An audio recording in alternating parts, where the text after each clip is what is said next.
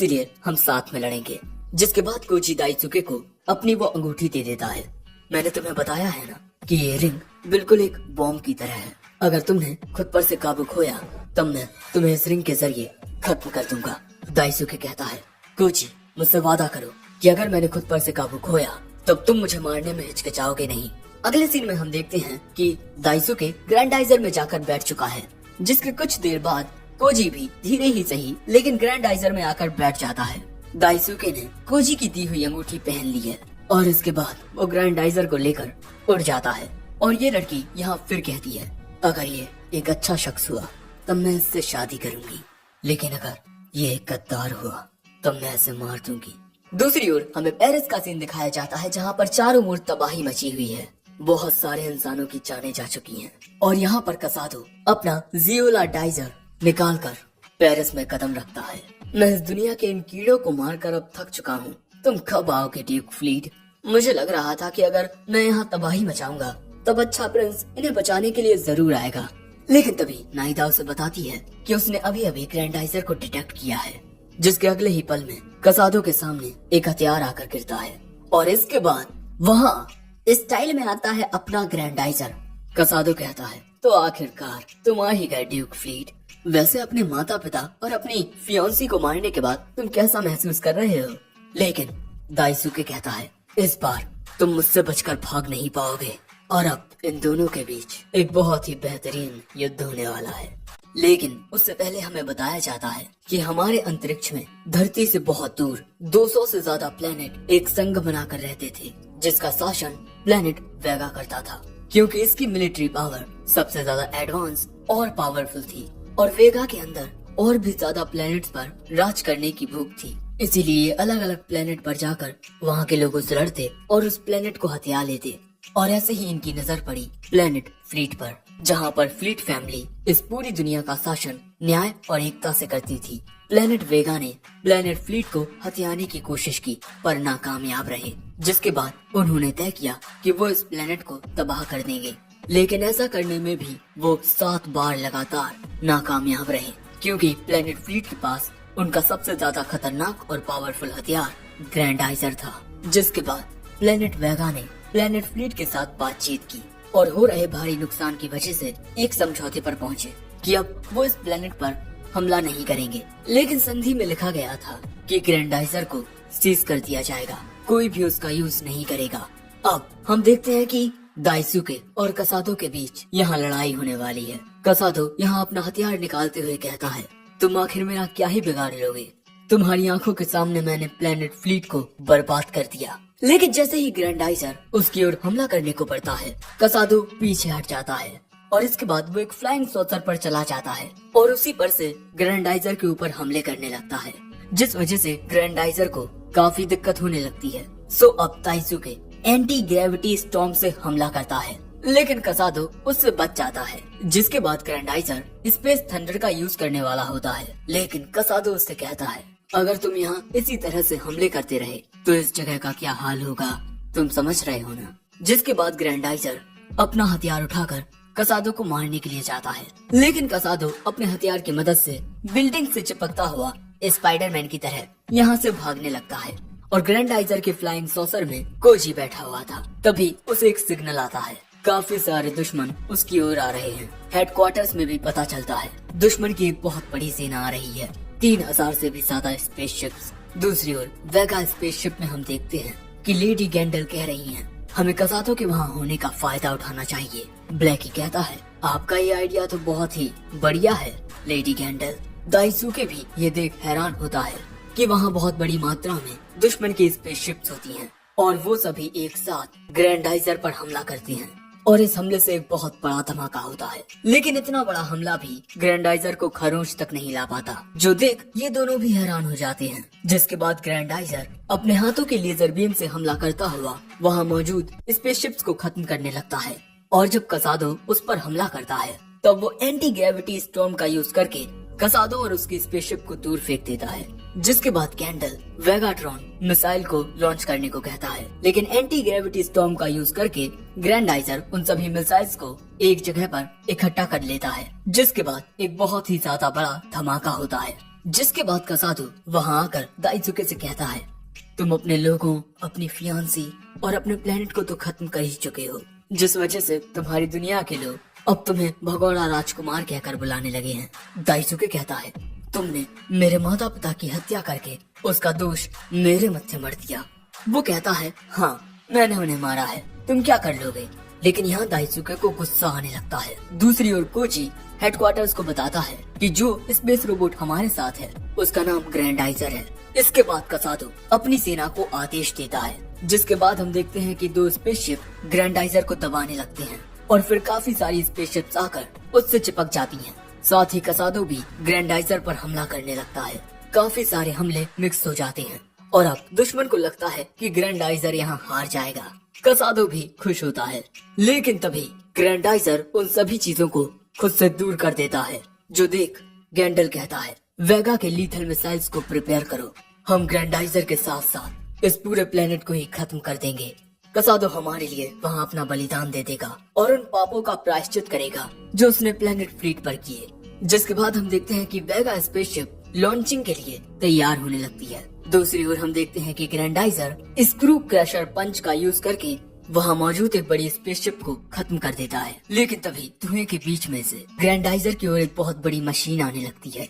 कसादो को लगता है कि इस हमले से ग्रैंडाइजर मर जाएगा, लेकिन तभी ग्रैंडाइजर अपने हथियार से इस मशीन को काट देता है और सीधा कसादो के ऊपर हमला कर देता है।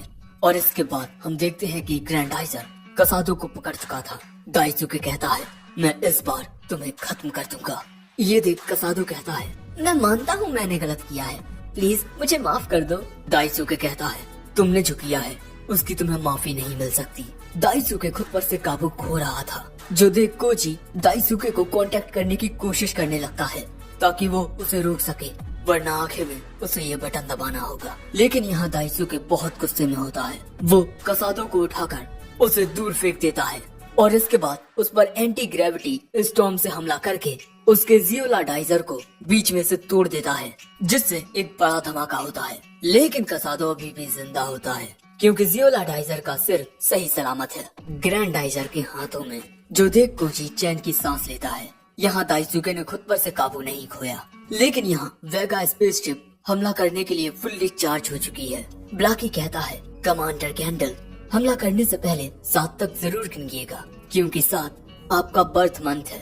तभी हेडक्वार्टर्स धरती से कुछ दूरी पर वेगा की स्पेसशिप को नोटिस कर लेता है और ये भी कि इसमें से बहुत पावरफुल एनर्जी रिलीज होने वाली है। तभी कोजी दाइसुके को कांटेक्ट करके उसे इस हमले के बारे में बताता है, लेकिन कमांडर गैंडल काउंटडाउन शुरू कर चुका है और वेगा स्पेसशिप हमला करने के लिए बिल्कुल तैयार होती है। दूसरी ओर ग्रैंडाइजर इस हमले को रोकने के लिए बहुत सारी एनर्जी को इकट्ठा करके एक बहुत ही ज्यादा पावरफुल क्रशर पंच लॉन्च करता है। ये हमला बहुत ही ज्यादा ताकतवर था। ये सामने आने वाली सभी स्पेसशिप्स को खत्म करता जा रहा था और इससे पहले कि गैंडल का काउंटडाउन पूरा होता, वो क्रशर पंच इस मिसाइल में घल के इसे तोड़ देता है। साथ ही वहाँ पर मौजूद वो हजारों स्पेसशिप्स भी तबाह होने लगती हैं। जो देख ब्लैकी कहता है, वेगा कैनन बहुत ज्यादा डैमेज हो चुका है। जिसके बाद गैंडल कहता है, हमारी सभी स्पेसशिप्स यानी कि फ्लाइंग सॉसर्स को वापस बुला लो, अभी के लिए हमें यहाँ से जाना होगा। और यहाँ आइलैंड पर हमें उसी लड़की का घर दिखाया जाता है जो टीवी में न्यूज देख रही थी। अचानक ही अपीयर हुए इस रोबोट ने अंतरिक्ष में मौजूद काफी सारे अनआइडेंटिफाइड फ्लाइंग ऑब्जेक्ट्स को खत्म कर दिया है। जिसके बाद हम देखते हैं कि ये लड़की दाइसुके से फिर से मिलने के लिए निकल पड़ती है। जिसके बाद हम देखते हैं कि पेरिस के लोग ग्रैंडाइजर को अपना हीरो मानने लगते हैं। इसने हमारी जान बचाई है, हमारे प्लेनेट को बचाया है, शुक्रिया। लेकिन ये तबाही देख दाइसुके कहता है, मेरी वजह से बहुत से मासूम लोगों की जानें गई हैं, मैं इस दुनिया में नहीं रुक सकता। कोजी कहता है, ये तुम कैसी बातें कर रहे हो, जरा ध्यान से देखो तुमने कितने लोगों की जानें बचाई हैं, तुमने इस प्लेनेट को बचाया है। ये सभी लोग इस रोबोट को शुक्रिया कह रहे थे। जो देख दाइसुके मुस्कुराता है। इसके बाद हम देखते हैं कि ग्रैंडाइजर अपने फ्लाइंग सॉसर में बैठकर उसी आइलैंड पर आ जाता है और इसके बाद इस आइलैंड पर मौजूद एक झरने के अंदर चला जाता है। यहाँ पर एडवांस टेक्नोलॉजी के साथ पूरा एक हेडक्वार्टर टाइप मौजूद है। अरे टाइप क्या, ये हेडक्वार्टर्स ही है एक। इनके बाहर निकलते ही इनके पास सयाका आती है और आते ही वो दाइसुके को गुस्से में घूरने लगती है। मुझे माफ कर देना, मैं अचानक ही गायब हो गया। सयाका उसे माफ कर देती है, जिसके बाद सयाका के पिता एक एक्सपर्ट फोटोन एनर्जी साइंटिस्ट और कोजी के दादा के सबसे होनहार स्टूडेंट यूमी आते हैं। और इसके बाद वहाँ आते हैं स्पेस रिसर्च साइंटिस्ट डॉक्टर गेंजो। यहाँ सयाका के पिता दाइसुके से कोई बात नहीं करते, लेकिन डॉक्टर गेंजो दाइसुके से हाथ मिलाकर उससे उसके प्लेनेट के बारे में पूछते हैं और इसके बाद वो कुछ ज्यादा ही बोलने लगते हैं। सो सयाका उन पर गुस्सा करने लगती है, जिसके बाद कोची कहता है अब हमें थोड़ा आराम कर लेना चाहिए, बाकी बातें बाद में करते हैं। लेकिन तभी यूमी कहती है माफ करना, लेकिन दाइसुके मैं तुम्हारे ऊपर पहले कुछ मेडिकल टेस्ट करना चाहता हूँ। और इसके बाद दाइसुके की बॉडी पर मेडिकल टेस्ट होने लगते हैं, ये चेक करने के लिए कि कहीं ये स्पेस से अपने साथ कोई वायरस तो नहीं ले आया। टेस्ट के जरिए इन्हें पता चलता है कि दाइसुके की बायोलॉजिकल कैरेक्टरिस्टिक्स बिल्कुल किसी इंसान की तरह ही हैं। डॉक्टर गेंजो को तो इस बात का भी यकीन होता है कि हमारे पूर्वज एक ही थे और ये दोनों ये डिसाइड करते हैं कि वो दाइसुके और ग्रैंडाइजर के बारे में इस वक्त गवर्नमेंट को नहीं बताएंगे। दूसरी ओर लिफ्ट से कहीं जाते हुए सयाका कोजी को बताती है कि इन्होंने मैजिंगर जेड को बेस 3 में रख दिया है और ऐसा करने में इन्हें काफी दिक्कत हुई। और इसके बाद वहाँ आकर कोजी अपने मैजिंगर की हालत देखता है। सयाका कहती है उदास मत हो, इसमें थोड़ा वक्त लगेगा, लेकिन ये फिर से पहले जैसा हो जाएगा। लेकिन कोजी कहता है मैजिंगर, इतने ज्यादा ताकतवर दुश्मनों का सामना करते करते तुम बहुत थक चुके होगे है ना, लेकिन तुम्हारे अलावा उन दुश्मनों को कोई नहीं हरा सकता। तुम्हारा रॉकेट पंच सबसे ज्यादा ताकतवर होता है और आने वाले वक्त में मैं खुद को और बेहतर बनाऊंगा ताकि हमें फिर से कोई हरा ना सके, क्योंकि तुम वो गार्जियन हो जिसे मेरे ग्रैंडपा ने मेरे लिए बनाया था, मैजिंगर जेड। दूसरी ओर वेगा स्पेसशिप्स, जिसे अब हम वेगा हेडक्वार्टर कहेंगे, वहाँ हमें पता चलता है कि इनका वेगा कैनन तब तक रिपेयर नहीं हो सकता जब तक ये अपने प्लेनेट पर नहीं जाते। लेकिन कमांडर गैंडल वहाँ जाने से मना कर देते हैं। हमारे लोग जब हमें वहाँ इस शर्मिंदगी में आता हुआ देखेंगे तब हमारी वहाँ क्या इज्जत रह जाएगी। ब्लाकी कहता है ये सब उस बेवकूफ कसादो की वजह से हुआ है। गैंडल कहता है उस कसादो की एक मेड है ना, हमें उसका फायदा उठाना चाहिए। दूसरी ओर सयाका देखती है कि कोची अभी भी मैजिंगर को लेकर उदास था, लेकिन तभी वहाँ दाइसुके आता है। कोची कहता है मैंने कभी नहीं सोचा था कि मैं ऐसे रोबोट्स का सामना करूंगा जो मैजिंगर से भी ज्यादा ताकतवर होंगे।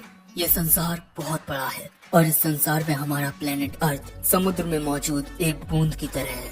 अगर मेरे दादा स्पेस में पैदा हुए होते तो शायद वो भी ग्रैंडाइजर जितना ताकतवर रोबोट बना लेते। दाइसुके कहता है ऐसा नहीं हो सकता, क्योंकि ग्रैंडाइजर को प्लेनेट फ्लीट के लोगों ने नहीं बनाया था। लोगों का कहना था कि ग्रैंडाइजर को एक सुपर नेचुरल बीइंग ने बनाया था। कोशी कहता है क्या? दाइसुके कहता है शुरू में मैंने भी ये बात नहीं मानी, लेकिन ग्रैंडाइजर की ताकतें हमारे प्लेनेट के साइंटिस्ट इसके बने हुए साइंटिफिक तरीके को कभी बतौर साबित ना कर पाए। कोशी तुम्हारी ही वजह से मैं और ग्रैंडाइजर वेगा फोर्सेस को हराने में कामयाब रहे हैं, क्योंकि तुमने ही मुझे ग्रैंडाइजर का इस्तेमाल करने के लिए फिर से इनकरेज किया। तुमने मुझे साहस और हिम्मत दी है कोची। मैं तुम्हें दिल से शुक्रिया कहना चाहता हूँ मेरे दोस्त। कोजी कहता है अब तुमने खुद पर काबू पा लिया है, तुम्हें इस अंगूठी की जरूरत नहीं है। दाइसुके कहता है लेकिन फिर भी मैं इसे पहने रहना चाहता हूँ। दूसरी ओर हम देखते हैं कि कसादो को कैद करके रखा हुआ है, लेकिन यहाँ कसादो अपनी एक आँख निकालता है और इसके जरिए वो नाइदा को कांटेक्ट करता है। नाइदा जो स्पेसशिप में बैठी कुछ तस्वीरें देख रही थी, लेकिन इस तस्वीर में वो दाइसुके के साथ क्यों है? तभी कसादो उससे कहता है मेरी लोकेशन लेकर जल्दी मेरी मदद के लिए आओ। लोकेशन को दे। नाइदा कहती है साइरियस अब तुम्हारी बहन जाने वाली है। लेकिन जैसे ही वो जाती वहाँ गैंडल और ब्लाकी आ जाते हैं। कहाँ जाने के बारे में सोच रही हो नाइदा? और यहाँ कसादो किसी के आने की आवाज सुनता है। कोई शख्स कहता है ध्यान से जाइएगा, मेडिकल टेस्ट के जरिए पता चला है कि ये एक एलियन है। ये होते हैं दाइसुके और कोजी। कसादो यहाँ हम तुमसे कुछ सवाल पूछने आए हैं। कोजी कहता है और तुम्हें हमारे सवालों के जवाब देने होंगे। वो कहता है हाँ बिल्कुल, क्योंकि अगर मैंने सवालों के जवाब नहीं दिए तब तुम लोग मुझे मार दोगे। दाइसुके पूछता है तुम ग्रैंडाइजर को क्यों चुराना चाहते हो? वो कहता है ये ग्रेट वेगा के ऑर्डर्स हैं जिनको मैं फॉलो कर रहा हूँ। दोस्तों ग्रेट वेगा वेगा एलियंस फोर्सेस का फाउंडर है लेकिन उसे हजारों सालों से देखा नहीं गया है। लेकिन वो हजारों सालों से जिंदा कैसे है? क्योंकि दाइसुके के जात के लोग भी लगभग इंसानों के जितना ही जिंदा रहते हैं। लोगों को लगने लगा था कि ग्रेट वेगा बस एक कहानी है। कसादो भी यही सोचता था, लेकिन फिर उसने उसे देखा। मुझे ग्रैंडाइजर चाहिए, वो सैकड़ों प्लेनेट से ज्यादा कीमती है। लेकिन इस बारे में कसादो नहीं जानता कि आखिर उसे ग्रैंडाइजर क्यों चाहिए। लेकिन कसादो कहता है कमांडर गैंडल और वो ब्लाकी, इन्हें भी ग्रेट वेगा के अस्तित्व पर शक है। लेकिन उसने खुद मुझसे बात की। मैं हूँ वो चुना हुआ शख्स, न कि तुम ड्यूक फ्लीट। जिसके बाद हम इन दोनों को एक झील के पास देखते हैं। दाइसुके को अभी भी यकीन नहीं हो रहा था कि ये सब ग्रेट वेगा का किया धरा है। लेकिन आखिर वो हजारों सालों से जिंदा कैसे है और आखिर उसे ग्रैंडाइजर क्यों चाहिए? लेकिन तभी अचानक दाइसुके आसमान की ओर उंगली करता है। आसमान से कुछ नीचे गिर रहा था। ये दोनों मोटर बाइक से उस चीज की ओर जाने लगते हैं। वो चीज नीचे गिरते हुए एक चट्टान से टकराती है। जब ये दोनों वहाँ पहुँचते हैं तब वहाँ उतरते ही दाइसुके अपना आउटफिट चेंज कर लेता है। वो वहाँ जाकर वहाँ से एक लड़की को अपने साथ लाता है और ये लड़की नाइदा होती है। दाइसुके उसे लेटाता है और ध्यान से देखने पर वो हैरान हो जाता है कि अरे ये तो नाइदा है, मेरे बचपन की दोस्त। तुम ठीक तो हो ना नाइदा? तभी नाइदा को होश आता है। उसे देखते ही वो उसे गले लगा लेती है। आप ठीक हैं ड्यूक फ्लीट? आपको सही सलामत देख मैं बहुत खुश हूँ। मैं इस पल का बहुत लंबे वक्त से इंतजार कर रही थी।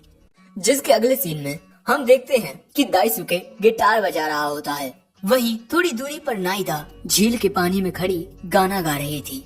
नाइदा की आवाज बहुत ही सुरीली होती है। जिसके बाद हमें पता चलता है कि क्योंकि नाइदा दाइसुके की बचपन की दोस्त है, इसीलिए अब वो उसके साथ है। लेकिन सायाका को इस बात की चिंता हो रही थी कि कहीं वो वेगा की कोई स्पाई तो नहीं। कोची कहता है तुम्हें इतना सोचने की कोई जरूरत नहीं है, वो दोनों एक ही दुनिया से हैं। उन दोनों को साथ में थोड़ा वक्त गुजारने दो। सायाका कहती है शायद तुम सही कह रहे हो। इस म्यूजिकल परफॉर्मेंस के बाद नाइदा कहती है ये दुनिया कितनी खूबसूरत है, चारों ओर पेड़ पौधे और जिंदगी के निशान हैं। ये मुझे प्लेनेट फ्लीट की याद दिलाता है। दाइसुके कहता है लेकिन मैंने प्लेनेट फ्लीट को बर्बाद कर दिया और रुबीना को भी मार दिया। लेकिन जब दाइसुके दुखी होता है तभी नाइदा एक खंजर लेकर दाइसुके की ओर जाने लगती है। लेकिन तभी दाइसुके कहता है मैंने जो गुनाह किए हैं उनकी वजह से मैं तुम्हें देखकर भी खुश नहीं हो पा रहा हूँ। जो सुन नाइदा दाइसुके के सीने से लग कहती है प्लीज आप ऐसा मत सोचिए, आप अपने कंधों पर कितना बोझ लिए हुए हैं। और इसके बाद नाइदा दाइसुके की पीठ में खंजर घोंपने ही वाली थी। लेकिन तभी वो ऐसा नहीं कर पाती क्योंकि वहाँ पर आइलैंड ऑफ वुल्फ से ये लड़की आ जाती है। इस लड़की का नाम हिकारू है। उसे देख नाइदा अपना खंजर रख लेती है। अगले सीन में हम इन सभी को एक साथ बैठे हुए देखते हैं और यही हिकारू भी होती है। सायाका पूछती है हिकारू तुम आइलैंड ऑफ वुल्फ से यहाँ पर सिर्फ दाइसुके से मिलने आई हो? वो कहती है मैं जानना चाहती हूँ कि कहीं ये कोई बुरा शख्स तो नहीं है या फिर वो अच्छा शख्स जिसे खुद देवताओं ने चुना है। जिसके बाद दाइसुके नाइदा को बताता है कि इस दुनिया में उसका नाम दाइसुके है। इस दुनिया के लोग समझते हैं कि मैं साइंटिस्ट केंजो का बेटा हूँ। इन सभी को दाइसुके की असली आइडेंटिटी छुपानी पड़ रही है। तभी डॉक्टर केंजो सभी के लिए चाय लेकर आते हैं जो काफी न्यूट्रिशियस होती है। उस चाय को देख नाइदा कहती है ये बहुत ही ज्यादा सुगंधित है, मैं बहुत लंबे वक्त के बाद इतना अच्छा महसूस कर रही हूँ। कोजी कहता है तुम्हारे लिए ये स्पेस ट्रेवल करना बहुत मुश्किल रहा होगा। यूमी आगे कहते हैं हाँ, लेकिन फिर भी तुम वेगा फोर्सेस से बचते हुए यहाँ आ गई। वो कहती है अगर साइरस ना होता तो मैं यहाँ नहीं पहुँच पाती। साइरस नाइदा का भाई है। नाइदा का परिवार बहुत लंबे वक्त से फ्लीट फैमिली की सेवा करता आ रहा है। दाइसुके नाइदा और साइरस के साथ खेल कूद कर ही बड़ा हुआ है। ये तीनों कितने ज्यादा खुश लग रहे हैं। जिसके बाद दाइसुके पूछता है कि साइरस कहाँ है? लेकिन साइरस के बारे में कहते हुए नाइदा का सिर दर्द करने लगता है, जिस वजह से दाइसुके को उसकी चिंता होती है। लेकिन सायाका कहती है शायद से ये चाय का असर हो। जिसके बाद यूमी दाइसुके को नाइदा को उसके कमरे में छोड़ कर आने को कहते हैं। वो लंबे सफर से आई है, थक गई होगी, उसे कुछ देर आराम कर लेने दो। जिसके बाद दाइसुके नाइदा को यहाँ से ले जाता है।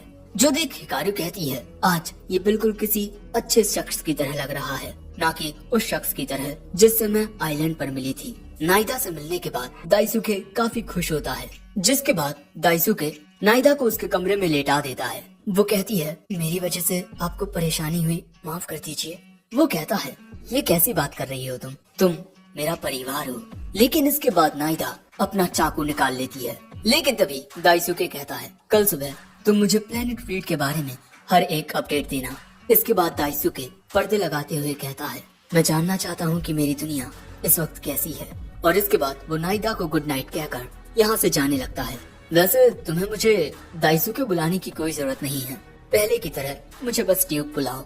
दाइसुके के चाहते ही नाइदा कहती है आखिर मैं इसे मार क्यों नहीं पाई, मुझे जल्द से जल्द अपना मिशन पूरा करना होगा। लेकिन तभी अचानक नाइदा को दर्द होने लगता है और इसका सिग्नल वेगा हेडक्वार्टर्स में ब्लाकी को मिल जाता है कि नाइदा के ब्रेन वेव्स में डिस्टरबेंस आ रही है। गैंडल कहता है ड्यूक फ्लीट से मिलने के बाद उस पर किया हुआ हमारा ब्रेन वॉश कमजोर पड़ गया होगा, उस पर और दबाव डालो। जैसे जैसे ये लोग दबाव को बढ़ाते हैं नाइदा के सिर में बेइंतहा दर्द होने लगता है और वो दर्द बढ़ता जाता है। उसके दिमाग में एक आवाज सुनाई देती है गैंडल की, याद करो नाइदा तुम वहाँ किस लिए गई हो। जिसके बाद नाइदा को याद आता है कि किस तरह उसको बचाने के लिए उसके भाई साइरस ने अपनी जान दे दी थी। ग्रैंडाइजर ने उसके ऊपर पैर रख दिया था जिस वजह से नाइदा का भाई मारा गया, जो देख नाइदा बहुत डर गई। और यही याद करते हुए अब नाइदा कहती है मैं इस मिशन को पूरा करूंगी। दूसरी ओर कोजी दाइसुके से पूछता है नाइदा को लेकर तुम्हारे विचार क्या हैं? दाइसुके बताता है कि नाइदा प्रिंसेस रुबीना की मेट थी। नाइदा बहुत ही अच्छी लड़की है, उसने प्रिंसेस रुबीना का भी दिल जीत लिया था। लेकिन मेरे और ग्रैंडाइजर की वजह से वो प्रिंसेस रुबीना को खो चुकी है।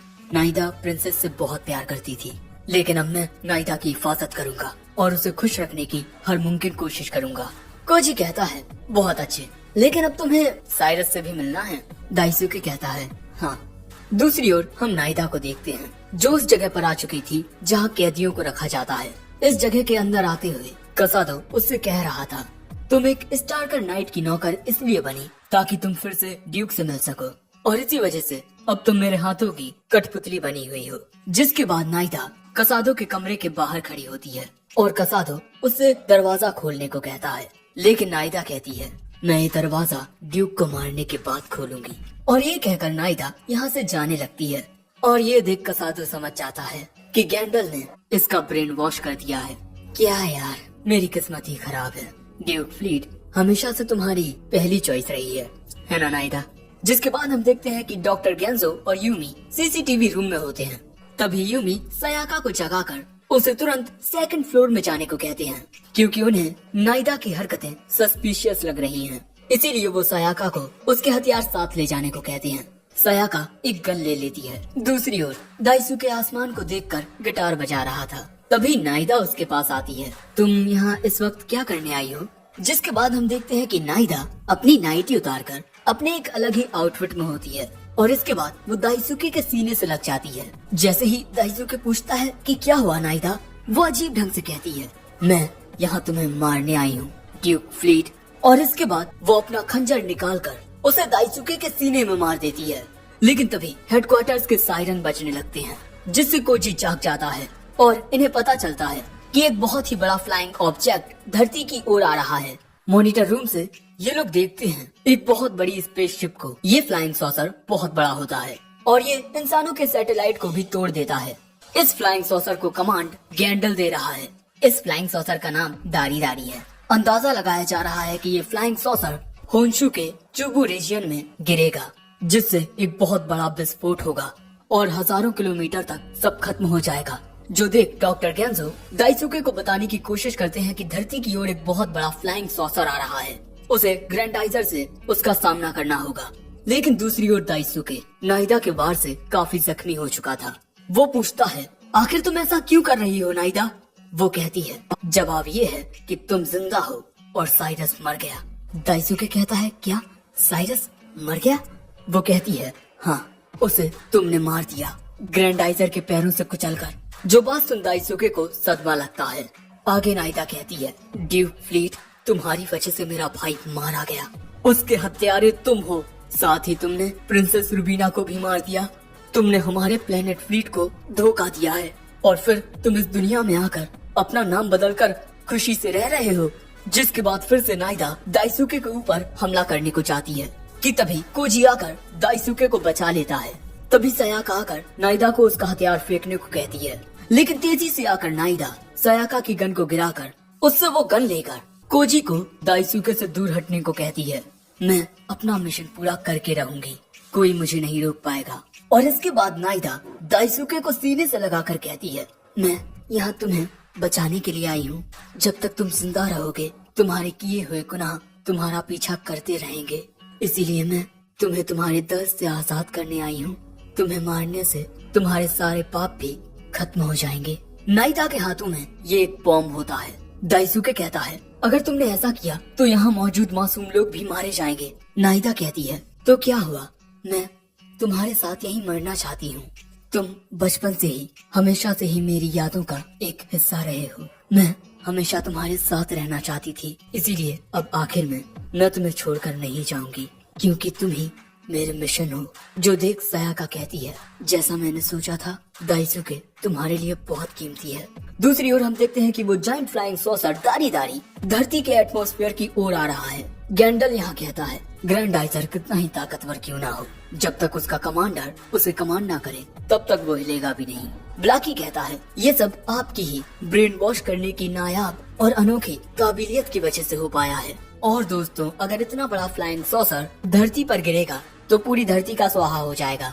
गैंडल कहता है, वो बेवकूफ लड़की ड्यूक फ्लीट के साथ साथ खुद भी मरने वाली है। ब्लैकी तो इस बात से खुश होता है कि ड्यूक फ्लीट के साथ वो कमीना कसादो भी मर जाएगा।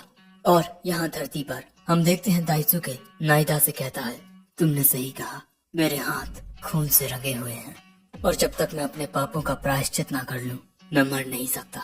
मैं तुम्हारे साथ इतनी दयालुता भरी मौत नहीं मर सकता। मैं जिंदा रहकर अपने पापों का प्रायश्चित करूंगा। और इस वक्त मुझे गुस्से की आग में मारकर मुझे नहीं लगता कि साइरस को इस बात से खुशी होगी। क्यों ना हम यहाँ एक साथ जिंदा रहे नाइदा, इसी प्लेनेट पर।